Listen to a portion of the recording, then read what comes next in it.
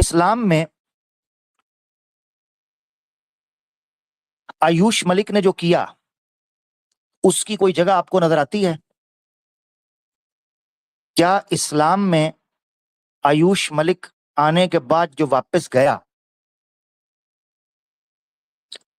تو کیا آیوش ملک کا سٹیٹس کیا ہے اسلامک پوائنٹ آف ویو سے؟ کیا ہو سکتا ہے؟ کیا آیوش ملک سے اب تمام مسلم سماج نفرت کرنے لگے گا؟ کیا تمام جو نو مسلم ہیں، ریورٹس ہیں، کیا ان کی طرف شک کی نگاہ سے دیکھا جائے گا؟ کیا اب مسلمان پریچنگ کرنا، پروپیگیٹ کرنا، یا اگر کھل کر کہوں تو آرٹیکل 25 کو پریکٹس کرنا چھوڑ دیں گے؟ یا مسلمان تالیف قلب کے لیے،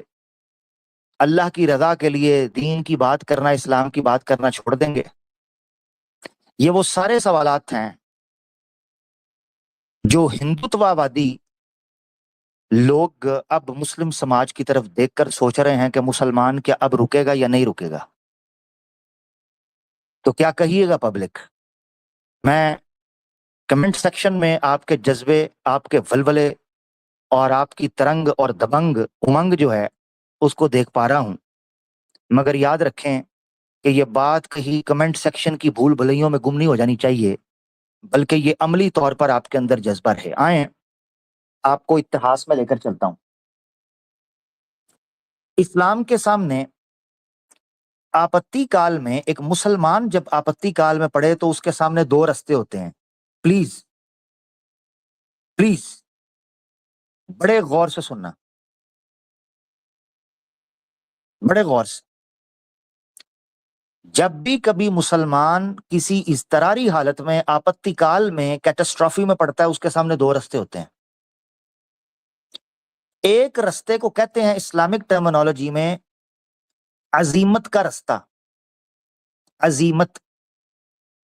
اور ایک رستہ ہوتا ہے جس کو کہتے ہیں رخصت۔ عزیمت کہتے ہیں کہ وہ کسی کو بھی خاطر میں نہ لائے اور صرف اپنے اصول اور اپنے منہج اور اس سچائی کی خاطر جان دے دے، چاہے کچھ بھی ہو جائے، چاہے اس کے سامنے اس کے گھر والے، چاہے اس کے سامنے اس کے سماج والے، چاہے اس کے سامنے خود اس کی تکا بوٹی کر دی جائے، مگر وہ پیچھے نہ ہٹے۔ ایک اسلام کا رستہ یہ ہے۔ بھول گئے ہیں اس رستے کو؟ تو آئیں آپ کو ایک کہانی سناتا ہوں۔ یہ کہانی کوئی افسانہ نہیں، یہ کہانی کوئی ناول نہیں، یہ کہانی کوئی فکشن نہیں، بلکہ تمہاری اور میری طرح ان کی رگوں میں بھی خون دوڑتا تھا، ان کی بھی ہڈیاں تھیں، ان کے بھی بال بچے تھے، ان کا بھی پریوار تھا، وہ بھی جوان تھے، ان کو بھی درد ہوتا تھا، ان پر بھی خوف آتا تھا، وہ بھی کبھی جیے تھے، وہ بھی کبھی آئے تھے، وہ بھی کبھی یہاں اس دنیا میں سانس لیتے تھے، مگر آج وہ ایک داستان کی صورت میں، ایک گواہی کی صورت میں آپ کے سامنے پیش ہو رہے ہیں۔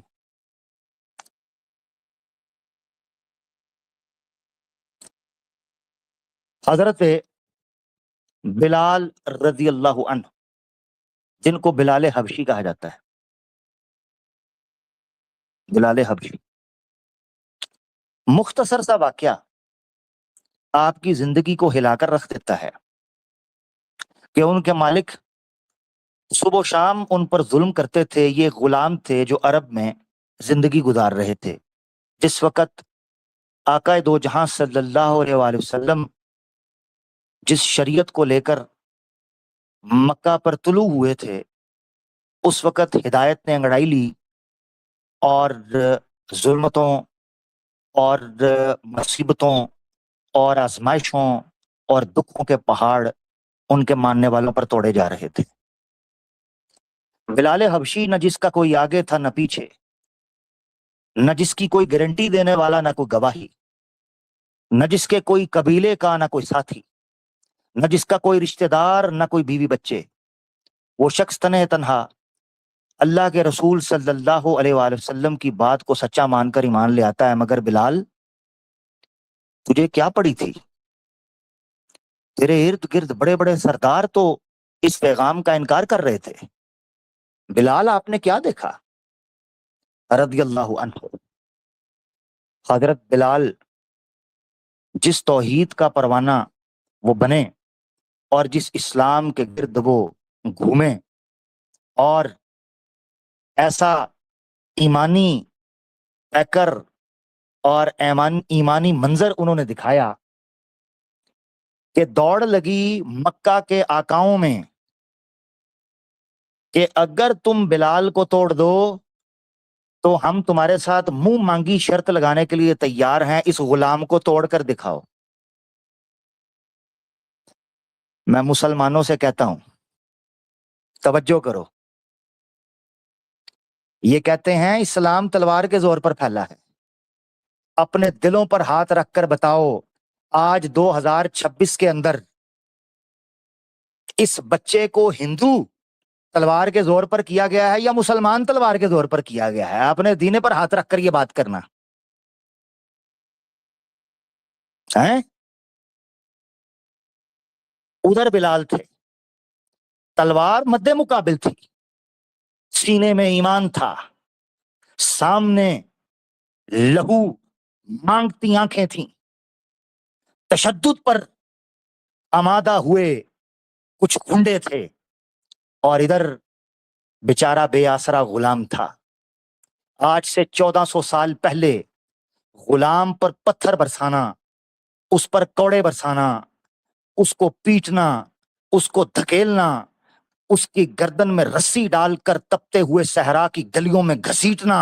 اور وہاں کے لچر بچوں کے ہاتھ میں کنکریاں پکڑا کر اس گوشت پوست کے آدمی کے ایمان کو چیلنج کرنا، واللہ اس وقت کسی نے دور سے بھی یہ نہ کہا ہوگا، کوئی میڈیا نہیں تھا، کوئی کیمرہ نہیں تھا، کوئی مائک نہیں تھا، کوئی جناب راشٹر نہیں تھا، کوئی ساتھ دینے والا نہیں تھا، کوئی نیالے نہیں تھے، کوئی پولیس نہیں تھی، کوئی کانسٹیٹیوشن نہیں تھا، جس کے دل میں آتا وہ کرتا چلا جاتا۔ اور یہ وہ بلال جس کو دور دور تک کوئی اپنانے کے لیے تیار نہیں تھا، اس کو رب نے اپنایا، وہ اللہ وحدہ لا شریک کی خاطر اپنے ایمان کو تکڑی پر رکھنے کے لیے تیار تھا۔ سب شرط لگا چکے تھے، میدان سج چکا تھا، سورج بھی آج اس آزمائش کا نظارہ دیکھنے آیا تھا، ہوائیں بھی رک چکی تھیں، کیونکہ وہ چاہتی تھیں کہ عرب کی سرزمین توحید پر پلنے والے اس نوجوان کی آزمائش اور قربانی کو دیکھیں، وہ دیکھیں آج مکہ کی گلیوں میں توحید کا پرچم خون اس کر پائے گا، اور اس بات کا اعادہ ہو سکے کہ اگر ایک شخص بھی توحید کے شمع کو اپنے سینے کے اندر جلاتا ہے، واللہ اس کے گرد پورا ہندوتوا ہندو راشٹر اکٹھا ہو جائے، وہ احد احد کے علاوہ کوئی بات نہیں کرے گا۔ پیسے پھینکے گئے، بلال کے نام پر شرطیں لگائی گئیں، کسی نے کہا 1 کوڑے میں ٹوٹے گا، کسی نے کہا 50 میں زخم کھائے گا، کسی نے کہا 100 پر چیخ مارے گا، کسی نے کہا لب خشک ہوں گے تو گرے گا، کسی نے کہا اس کی دوستیاں اس سے چھینو، کسی نے کہا اس کے کپڑے اتارو، کسی نے کہا اس پر پتھر برساؤ، کسی نے کہا اس کی کمر کو توڑو، کسی نے کہا اس کو گالی گلوچ کرو، کسی نے کہا اس کے ساتھ نیگوشیشن کرو، کسی نے کہا اس کے سامنے شرطیں رکھو۔ واللہ بلال کے مسکراتے چہرے کو آج بھی میں اپنے من کے اندر ایمان کے ساتھ دیکھتا ہوں۔ بلال نے آسمان کی طرف دیکھ کر یہ کہا ہوگا، مولا ایک دن تو اس دنیا سے مجھے جانا ہے، آج ان کی آزمائش ہے کہ اپنے شرک کو آزمائیں، ادھر آ دل بھر ہنر آزمائیں، تو اپنی مورتی آزما، میں اپنا وحدہ لا شریک آزما۔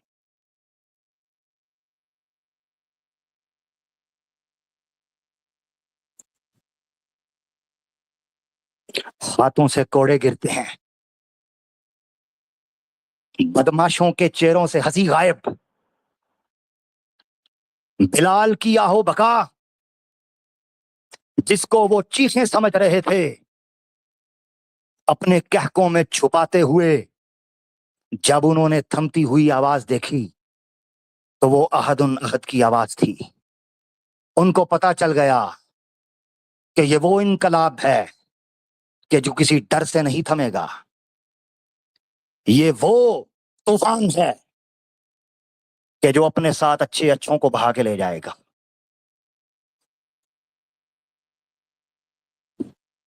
اب بلال وہ بلال نہیں رہا تھا، بلال کی دھوم مکہ سے باہر پہنچ چکی تھی، غلاموں تک یہ بات پہنچی تھی کہ کوئی مائی کا لال ایسا غلام آیا ہے کہ جس کا آقا اس دنیا میں نہیں بلکہ عرش والا ہے، اس کا آقا وہ ہے۔ اب وہ بدل چکا تھا کیونکہ اس کا آقا اس دنیا میں نہیں ہے، تو کسی دنیا والے کا غلام نہیں رہا۔ ایک رستہ یہ ہے، اور ایک رستہ ایک پتلا سا شخص، اس کو خبر ہی نہیں، وہ اس امید میں ہے کہ ٹھیک ہے کمزور ہیں، مانتے ہیں کہ جاہو جلال والے نہیں، اس چیز کا بھی علم ہے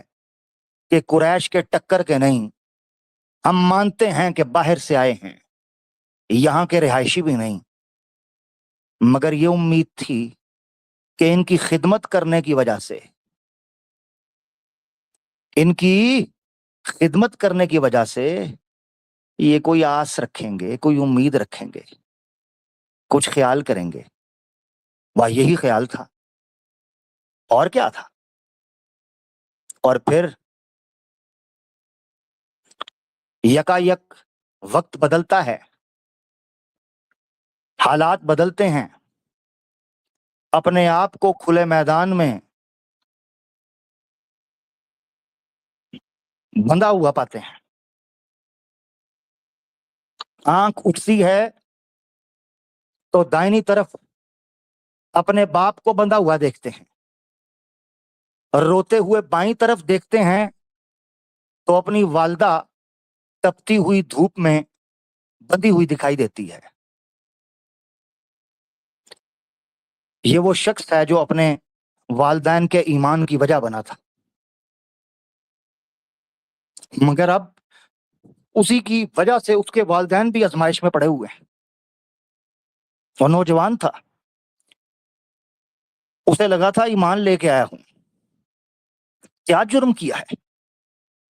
ایک اللہ کو ماننے کی بات کرتا ہوں، کسی کا کیا بگاڑ ہے، برائیوں سے خود کو روکتا ہوں، کسی کا گلا تو نہیں دبایا ہے۔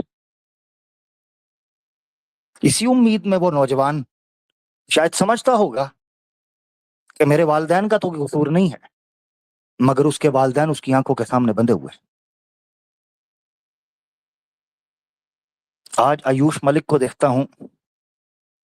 تو اس میں تڑپتے ہوئے محمد علی کی تصویر دیکھتا ہوں۔ آج آیوش ملک کو، مجھے آیوش ملک نظر نہیں آتا، مجھے اس میں روتا ہوا بلکتا ہوا وہ محمد علی نظر آتا ہے، جو چیخ کر کہتا ہے کہ میرا قصور کیا ہے،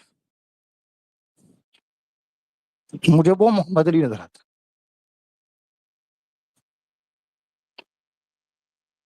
تمہیں آیوش نظر آتا ہے کیونکہ تم نے غلام پالا ہے، ہمیں شیر کا بچہ نظر آتا ہے جو 50 کیمروں کے سامنے تم اس سے کوئی سوال کرتے تھے، وہ تمہیں قرآن اور حدیث سے جواب دیتا تھا۔ لاؤ آج اس کو، اگر تم سمجھتے ہو گھر واپسی کی ہے، ہم پوچھتے ہیں اس سے اسی میڈیا کے سامنے، آج لاؤ یہ بند کمروں کی پکچریں، بند کمروں کی موبائل ویڈیو، اور اس کے بعد باپ باہر آتا ہے، کہتا ہے کس قسم کا دباؤ ہے، ماں بھی پاس ہے، باپ بھی ساتھ ہے، کس قسم کا دباؤ ہے، ہم کسی دباؤ کو نہیں مانتے، تو لاؤ نا بیٹے کو کیمرے کے سامنے۔ یہ عجب بات ہے، مجھے یہ بات سمجھ نہیں آتی دوستو، مجھے تم سمجھاؤ کہ جب وہ برین واش تھا وہ آزاد تھا، جب وہ لو جہاد کا شکار تھا وہ کیمرے کے سامنے تھا، جب وہ آتنکوادی تھا وہ ساری دنیا کے سامنے تھا، جب اس کے اوپر یہ فتویٰ لگایا جا رہا تھا وہ جہادی مانسکتا میں جا چکا ہے، وہ پورے میڈیا پر نظر آ رہا ہے۔ آج گھر واپسی کے بعد وہ کیمرے کے سامنے نہیں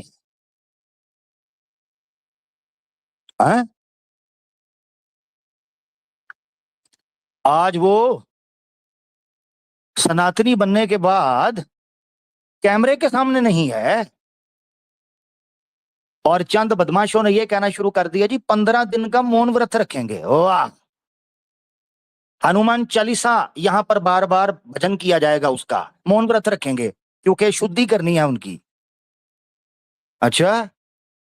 हमें सब पता है कि क्या करना है, हम सब जानते हैं। और एक उठ के बोला, कहता है अभी योजना चल रही है कि जल्द से जल्द, तुरंत से तुरंत उनका विवाह करा दिया जाए। अब लव जिहाद नहीं होगा, हैं? क्यों विवाह कराने की योजना चल रही है?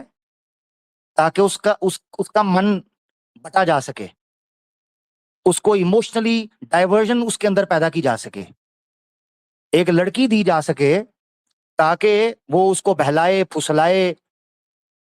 उसको अपने पीछे लगाए, उसको दोबारा से सनातनी बनाए।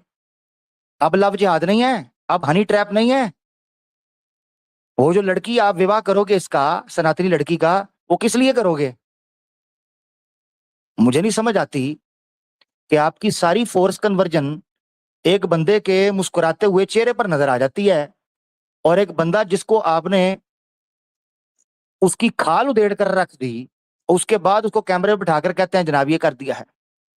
ये बड़ी स्वतंत्रता के साथ उसने जनाब सनातन धर्म स्वीकार कर लिया है, ये किया है।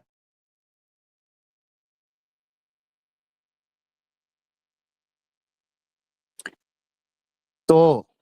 उस नौजवान ने भी यही सोचा होगा कि मेरे माँ बाप ने क्या कसूर किया है।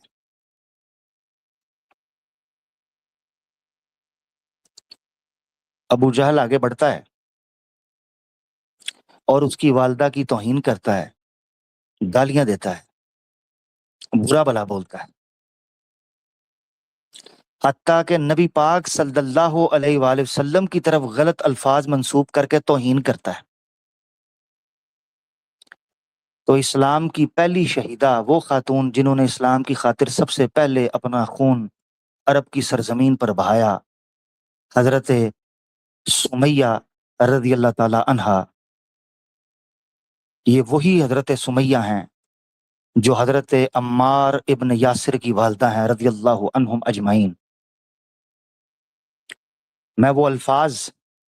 नहीं बोल सकता जिन अल्फाज के नतीजे में उन्होंने अबू जहल के मुंह पर थूका, और अबू जहल ने उस नेजे को उनकी शर्मगाह में जरब लगाई, और तपती हुई उस धूप में उस बंधे हुए पोल के साथ उनको वहीं छोड़ दिया, तड़पता हुआ, बिलखता हुआ। फिर उनके वालिद यासिर की तरफ बढ़ता है और उनको शहीद करता है, और शहीद करता है यासिर रजी अल्लाह ताला अन्हु को। और उसके बाद उनके नौजवान बेटे की तरफ देखता है और आकर कहता है कि तुम्हें छोड़ दूंगा सिर्फ एक शर्त के ऊपर, अगर तुम मेरे सामने ऊंची आवाज में अपने रसूल मोहम्मद को गाली दो, उसको बुरा बोलो, नंगी गाली दो, और मुशरिकों की मूर्तियों की तारीफ करो, उनके गीत गाओ, उनका भजन पढ़ो, उनकी तारीफ करो, तो मैं तुम्हें छोड़ दूंगा। मैं सनातनी दोस्तों से कहता हूं, हमने ये तारीख पढ़ी हुई है, तुम भी थोड़ी तारीख पढ़ लो। हमने तो पढ़ी है तारीख, ये पढ़कर जवान हुए हैं, ठीक है ना?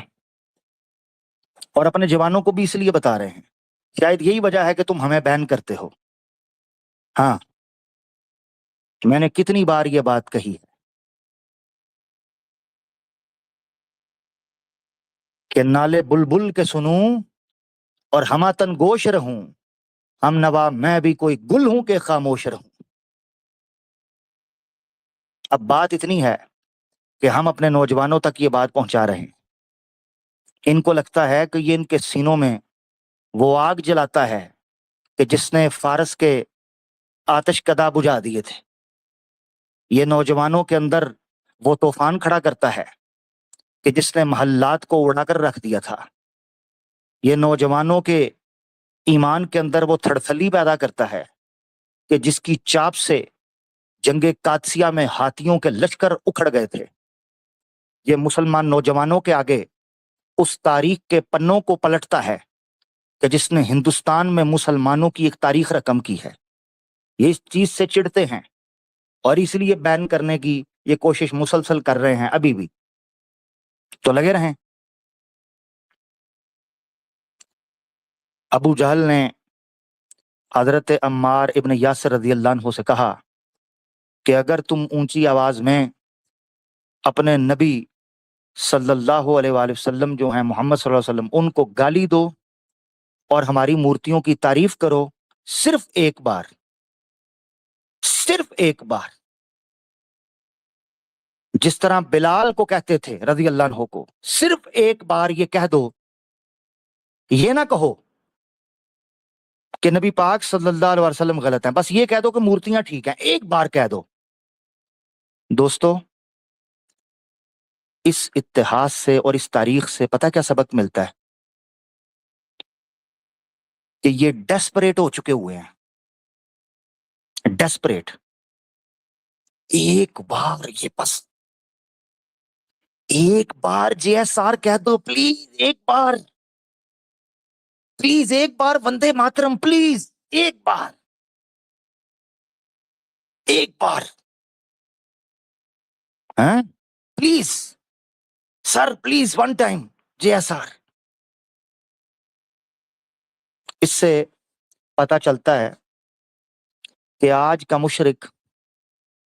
اس مشرک سے زیادہ بدتر ہوتا چلا جا رہا ہے، زیادہ گھٹیا اور ڈیسپریٹ ہوتا چلا جا رہا ہے۔ حضرت عمار نوجوان تھے، اپنی آنکھوں کے سامنے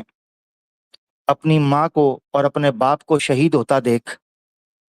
اب ان کے قدموں میں وہ جان نہ رہی، یوں لگا کہ جیسے اپنی آنکھوں کے سامنے ان کی خود کی روح نکل گئی ہو، اور اس قدر کمزوری کے عالم میں وہ زمین پہ گرے، مٹی میں لتھڑ گئے۔ ابو جہل آگے بڑھا، لاٹھی برساتا اور کہتا، عمار صرف ایک بار اپنے منہ سے محمد کو گالی دے دے، صرف ایک بار، میرے دل کو یہ آواز پہنچا دے کہ ایک بار محمد کو گالی دے دے، نعوذ باللہ صلی اللہ علیہ وسلم، ایک بار۔ عمار نے کہا، مجھے چھوڑ دو گے؟ ان کا چھوڑ دوں گا، بس اتنی سی بات پہ چھوڑ دو گے؟ کہا چھوڑ دوں گا۔ عمار نے لرزتی ہوئی آواز میں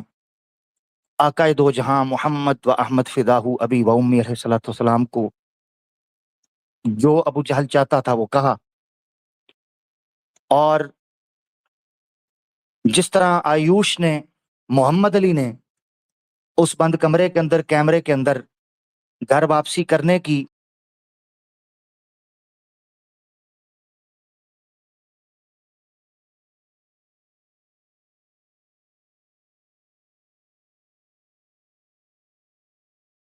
حضرت عمار رضی اللہ تعالیٰ عنہ جو ہیں، انہوں نے بھی ان کی مورتیوں کی تعریف کی اور محمد صلی اللہ علیہ وسلم کے متعلق وہ کہا جو وہ کہنا چاہتا تھا، یہ سننا چاہتا تھا۔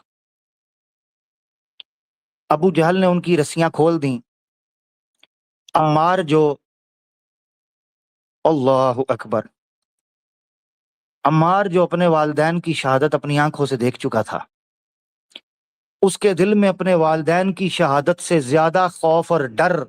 اور گلٹ اس چیز کا تھا کہ اس کی زبان سے اس کی ایمان کے خلاف چیز نکل گئی ہے۔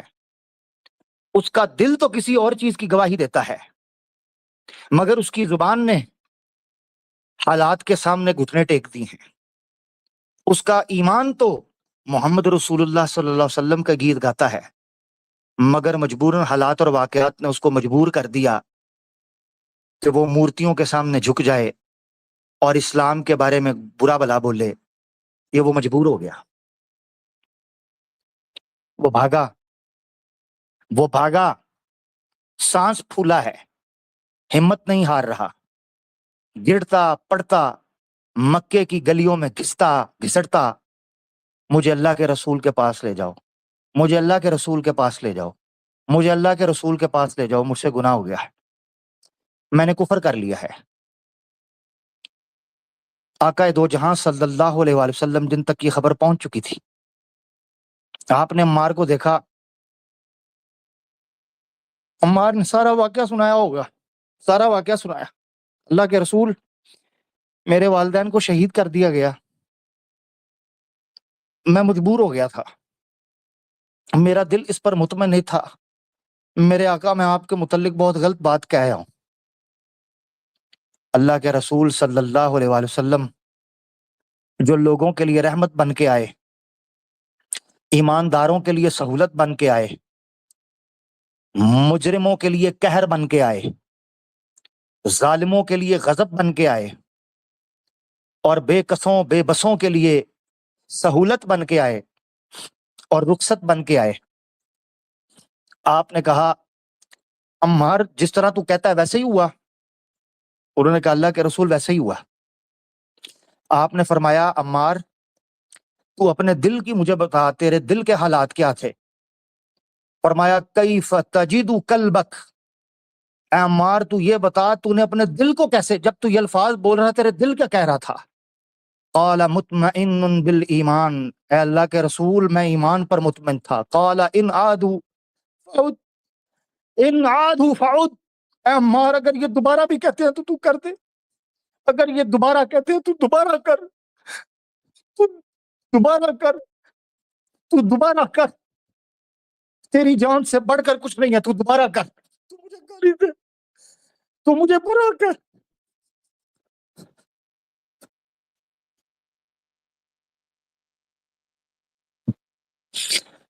تو پریشان نہ ہو، میرے آقا اس کے زخموں کو صاف کرتے ہوں گے،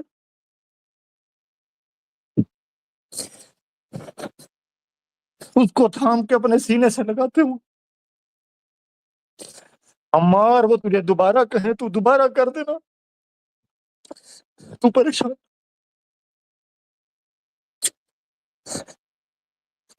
نہ ہو، تو پریشان نہ ہو۔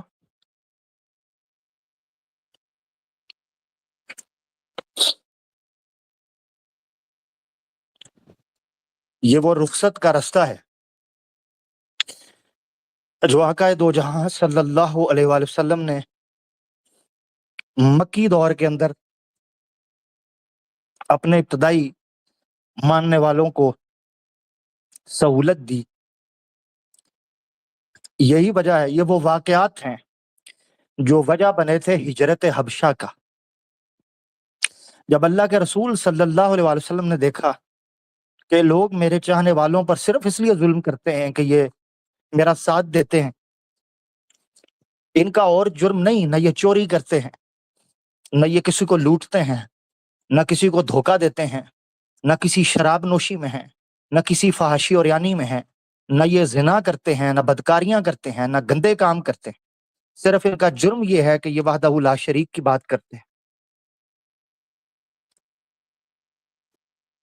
تو اللہ کے رسول صلی اللہ علیہ وسلم نے ہجرت حبشہ جو ہے اس کی پھر اجازت دی۔ یہ جو واقعہ میں نے آپ کو سنایا یہ مستدرک حاکم کے اندر کتاب تفسیر القرآن میں حدیث 3362 کے اندر موجود ہے۔ یہ سنانے کی وجہ اس لیے ہے کہ پھر محدثین اور مفسرین کہتے ہیں کہ یہ وہ وجہ ہے کہ جس پر اللہ تعالیٰ نے قرآن کی آیت اتاری تھی، حضرت عمار رضی اللہ تعالیٰ عنہ ہی تھے جن کی بنیاد پر یہ آیت اتری تھی۔ سورہ نحل ہے، قرآن کی آیت نمبر ہے 106۔ اللہ فرماتے ہیں من کفر باللہ من بعد ایمانہ، کہ جس کسی نے ایمان لانے کے بعد اللہ کے ساتھ کفر کر لیا، الا من اکرہ وقلبہ مطمئن بالایمان، مگر وہ جو اس نے کفر کیا تھا وہ اس حالت میں کیا تھا کہ اس کو برین واش کیا گیا، اس کو فورس کیا گیا، جبرن کیا گیا، اس کو بلیک میل کیا گیا، اس کو ہائی جیک کیا گیا، اس کو میڈیا اس کا جو ہے وہ ٹارچر کرنے لگا، اس کے پریوار والوں کو ٹارچر کیا گیا، تو قرآن یہ کہتا ہے مگر قلبہ مطمئن بالایمان، اگر اس کا دل جو ہے وہ ایمان کے ساتھ مطمئن تھا، اس کو پتا تھا کہ اسلام کیا ہے اور جو میں کرنے جا رہا ہوں وہ مجبور ہوں، تو اللہ تعالیٰ فرماتے ہیں ایسے شخص کے اوپر پھر نہ غضب ہوگا نہ اس کے لیے دردناک عذاب ہے، لیکن من شرح بالکفر صدرا، مگر جس کو کفر کھل گیا اس کے سامنے اور پھر بھی وہ جان بوجھ کے کرتا رہا، مگر جبر نہیں تھا، یعنی اپنی مرضی سے ڈٹا رہا، کوئی بات نہیں، یعنی جس طرح آج ہم کہتے ہیں کہ ان کے سامنے حجت تمام ہو جاتی ہے، اپنی آنکھوں سے دیکھتے ہیں کہ یہ چیزیں کلیئر ہو چکی ہیں، تو اس سے پتہ چلتا ہے کہ یہ آیت جو نازل ہوئی تھی یہ اس رخصت کے لیے نازل ہوئی جو رخصت اسلام ان کمزور طبقوں کو دیتا ہے یا معاشرے کے ان پچھڑے ہوئے لوگوں کو دیتا ہے کہ جن کا کوئی سہارا نہیں، جن کا کوئی پولیٹیکل بیک بون نہیں، جن کی کوئی سوشل جو ہے وہ کمیونٹی نہیں، یا جن کے خاندان کے لوگ مالی طور پر یا اثر و رسوخ کے اعتبار سے تگڑے نہیں ہیں، تو ایسے لوگوں کو اگر کوئی بلیک میل کرے، بلی کرے، تو وہ کوئی ایسا جملہ اگر کہہ دے تو اللہ تعالیٰ ان کی پکڑ نہیں کریں گے۔ ہم یہ سمجھتے ہیں کہ ایوش ملک عرف محمد علی، جو اس کا حقیقی نام ہے انشاءاللہ عند اللہ، یہ شخص جو ہے یہ اسی نوعیت کا مجبور کیا گیا ہے، اسی نوعیت کا مجبور کیا گیا ہے، ورنہ کبھی بھی اللہ اکبر، ورنہ کبھی بھی یہ کام نہ کرتا انشاءاللہ، یہ کبھی کام نہ کرتا، اس کو مجبور کیا گیا ہے۔ حقائق، قرینے، شواہد، مشاہدے، تجربے، ارد گرد لوگوں کی زبانیں یہ بات بتا رہی ہیں کہ ہو سکتا ہے بڑے پیمانے پر اس کے پریوار والوں کو مارنے کی دھمکی دی گئی ہو۔ قریشی فیملی جو چاندنی تھی اس کو مارنے کی یا اس کے پریوار والوں کو ٹارچر کرنے کی باتیں سامنے آ رہی ہیں، وہ ہو سکتی ہیں۔ اسی طریقے سے بیچ میں یشویر مہاراج جو ہیں انوالو ہوئے ہیں، خبروں میں بتایا جا رہا ہے کہ جو خود ان کے ارد گرد لوگوں نے بولا ہے وہ یہ بولا ہے کہ ایف آئی آر ان کے پتا سے کٹوانے والے یشویر مہاراج سوامی جی ہیں، ان کے پتا ایف آئی آر نہیں کٹوانا چاہ رہے تھے اس پریوار والوں پر۔ آپ کو پتا ہونا چاہیے کہ ایف آئی آر کٹنے سے قریباً 6 مہینے پہلے اس کے والد کو یہ بات پتا تھی، جو دیو راج مالک ہیں ان کو یہ بات پتا تھی کہ ان کا بیٹا اسلام قبول کر چکا ہوا ہے 6 مہینے پہلے سے۔ اس سے پہلے ہلکا پھلکا شک شبہ تھا، مگر 6 مہینے یعنی یہ کیس سامنے آنے سے 6 مہینے پہلے ہی یہ بات ان کے سامنے آ چکی ہوئی تھی، مگر انہوں نے ایف آئی آر نہیں کٹوائی۔ اس کا مطلب یہ ہے کہ جو تصویر وائرل ہوئی ہے بڑی عید پر، یہ جو بڑی عید بقر عید گزری ہے نا، اس عید پہ اس کی پکچر وائرل ہوئی ہے ایوش ملک کی، محمد علی کی، داڑھی میں ٹوپی میں نماز پڑھتے ہوئے۔ اس پکچر کے وائرل ہونے کے بعد شاملی کے اندر بوال اور دنگا کھڑا ہوا ہے، جس کے نتیجے میں لوگوں نے یشویر مہاراج وہاں کے جتنے کٹر پنتھی ہندوتوا وادی تھے اور سارے سنگٹھن کے لوگوں کو ایکٹیو کیا، انہوں نے وہاں پر ہتھیار اکٹھے کیے، گالی گلوچ اکٹھی کی، جاٹوں کو اکٹھا کیا، اسی طریقے سے دوسرے جو سماج والے ان کو اکٹھا کیا اور ایک مورچے نکالے۔ ان کی دکانوں پر آپ کو پتا ہے تالے لگ گئے، اس کی شاملی والی دکان جو ہے اس بازار والی بھی بند ہو گئی جو اس کے انڈر تھی، دوسری بھی دکانیں بند ہو گئیں۔ انہوں نے پراپر سماجک اور آرتھک روپ سے ان کا بائیکاٹ کرنے کی گھوشنا کی تھی، یہ باتیں سننے میں آ رہی ہیں۔ اب آپ مجھے بتائیں یہ فورس کنورجن نہیں تو کیا ہے؟ اسی طریقے سے اس لڑکے کی کیفیت محمد علی کی، جب وہ فورس تھا ان کے بقول وہ آئی ایم مسلم الحمدللہ دھاڑ رہا تھا، اس کی دھاڑ سنی آپ نے؟ اس طرح فورس آدمی ہوتا ہے، اور جب وہ اپنی مرضی سے ہو گیا ہے تو آپ دیکھیں کہ اس شخص کی تبدیلی، اس کا چہرہ، اسی طریقے سے اس کا جو انداز ہے وہ کیا چل رہا ہے۔ یہ حقیقت ہے کہ اسلام نے عزیمت اور رخصت دونوں رستے استعمال کیے ہیں۔